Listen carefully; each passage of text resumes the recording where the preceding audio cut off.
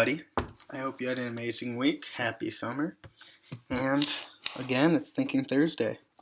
So here we have Disney for this week. So all you Disney fans, let's get excited. This is going to be a fun one. So, just keep track of how many you get right, and then you'll see how much of an expert you are. So let's just dive right into it. So question 1. So this question: what were Mickey Mouse's first ever words? So this one's actually pretty tough because I'm assuming none of us were alive then. But the options are hot dogs, welcome to our clubhouse, it's me, Mickey, and Miska Muska.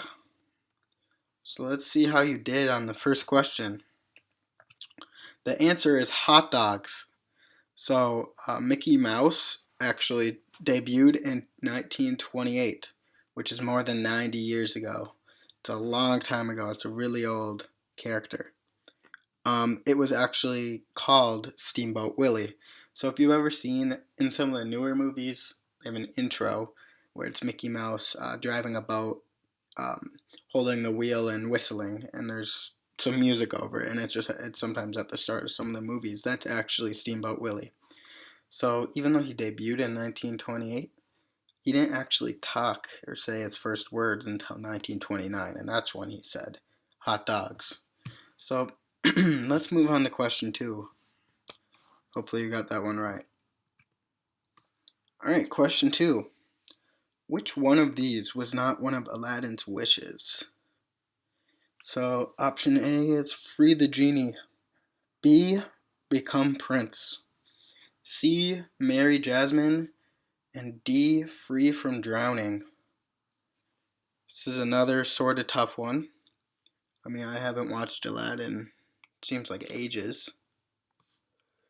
Well, the answer to this one is actually marry Jasmine.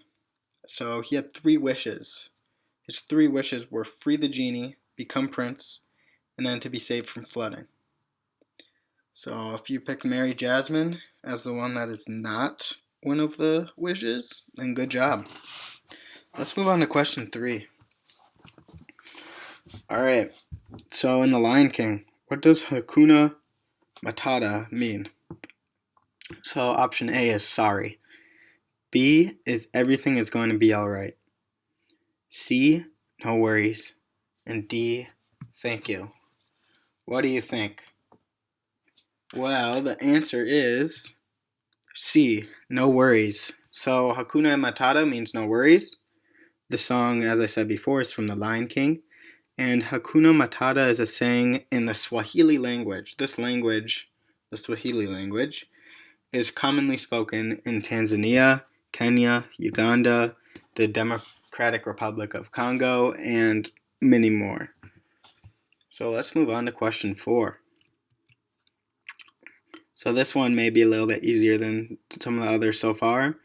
Who is the fashion designer in The Incredibles? We have Gilbert Hufe, Tony Ridinger, Violet Parr, and Edna Mode. Alright, so the answer to this is Edna Mode. So if you chose option D, there you go, you got another point. So fun fact, the word mode actually translates directly to fashion in both French and German. So they purposely chose Mode as the last name to indicate that she's a fashion designer. And also, another interesting fact is she is one of the only female characters that is actually voiced by a man. So that's pretty cool. Let's move on to the next question. So this one I would not know because I do not think I've ever seen Tangled.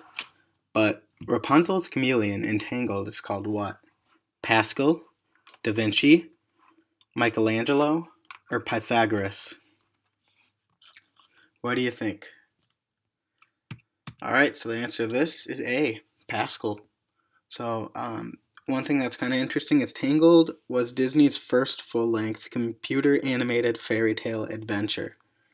And then another interesting thing is that this character, Pascal, actually, the early designs for the movie had him as purple and blue instead of the screen in a little bit of yellow color.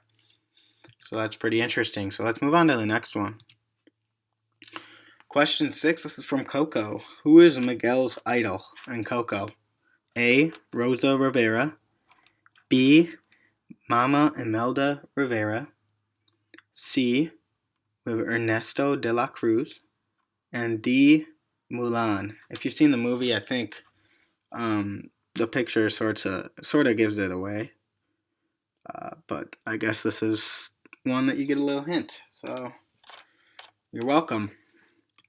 So the answer to question 6 is C. Ernesto de la Cruz. So that is this guy right here in the all white. So one interesting thing is it actually took Pixar 6 years to make this film. That seems like a really long time, but it seems pretty hard to animate a movie. And I mean, when you've seen Coco, it has so many details.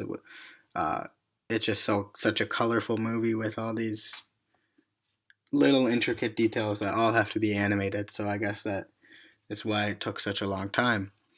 And then also, during the first year of the production of Coco, the team spent a lot of time deeply researching Mexican culture and Dia de los Muertos to make sure that the movie is culturally accurate and isn't making sure that they don't make any mistakes throughout any of it. I recommend watching it. It's a pretty good movie. So let's move on to question 6. Oh my god, I'm on question 6 right now. Question 7. All right. This was one of my all-time favorite Disney movies.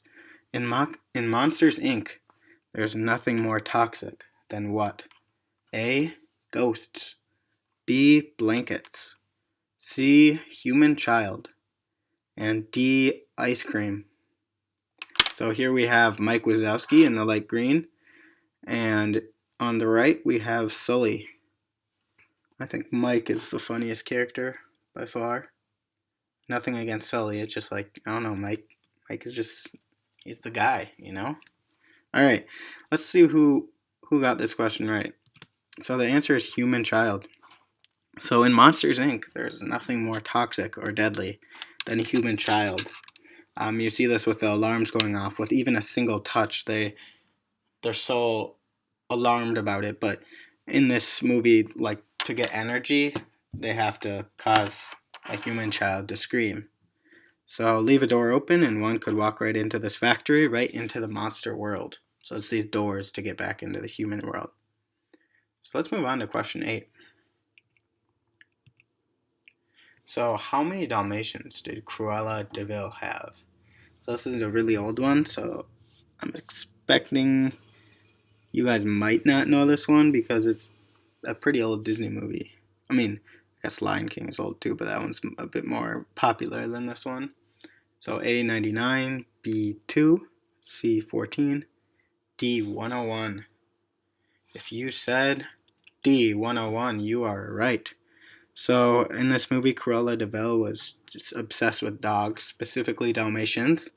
And the reason for her obsession is because the spots on the dogs will make her fur coats more popular, meaning she'll get more money. So I guess she was pretty greedy and didn't really care about dogs. So that's too bad. But I can't remember how that movie ended, but it probably ended good with saving dogs and stuff, I think. Because I guess all Disney movies have happy endings. Alright. Question 9, we're reaching the end. What high school did Troy and Gabriella attend in High School Musical? So this is Troy on the right here. So we have St. Louis Park High School. We have Springfield High School. We have West High. And then we have East High School. So if you chose West High, that's actually the rival school because the answer is East High School. So good job to everybody that got that right, and good try to everyone that didn't. So one interesting thing is that this movie was actually shot in a real high school in Utah. I mean, I guess that's not that interesting because like it looks just like a high school, so it makes sense. But I mean, I guess it's important to note because it's kind of cool.